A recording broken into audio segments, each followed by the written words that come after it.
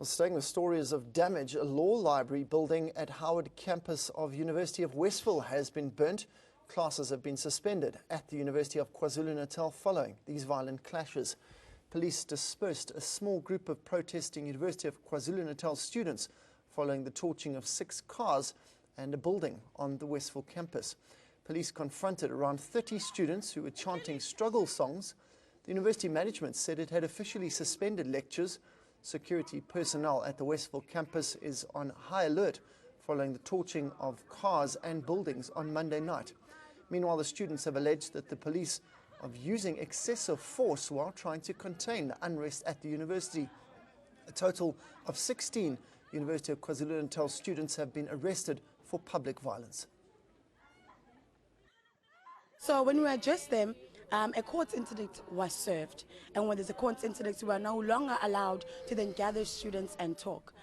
But we can then not say to students that we are sending them back to class while there's an 8% fee increment that the VC has confirmed. We cannot send students back to classes when the residential issues are not sorted out, where there are cockroaches in residences, where the landlords are not respecting young kids, where rape cases are not fully being given the enough attention, where you have security and policemen going into reses where our disability students are staying and throwing tear gas, where they invade our personal space and we say to them, go back to class. As I arrived here, there were more students that were being loaded into the van. But security officers and police, they go to, and like there were any students that are standing in groups, they try and disperse those small groups because they believe that that this is where the trouble starts from. Some of the issues that the students are talking about is the 80% fee increase that they are complaining about. It's the ignorant and the arrogant vice chancellor, as they put it, of UKZN. They also were complaining about the centralization of NFSAS. So those are some of the issues that the students are not happy about. Yesterday here at the Westville campus, in the early hours of this morning, 6 cars were torched. I'll quickly move out of shot and see if you can see. These are some of the cars that were torched by the students last night.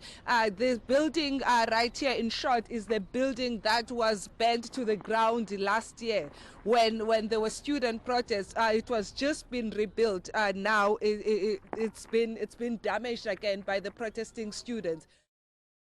Last night we had serious damage to the university properties. We lost 6 cars which were torched. There was also the torching of the Senate chamber, and we also had lost just the building behind me, which is the risk management building. Of course, the damage you can see there was stone damage, but the biggest loss was on the Senate chamber, which I guess it will require millions to repair.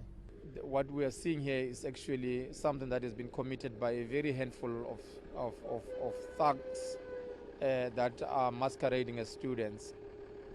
As a university, we have decided to bring forward the recess period. We were supposed to go on recess as from the 17th.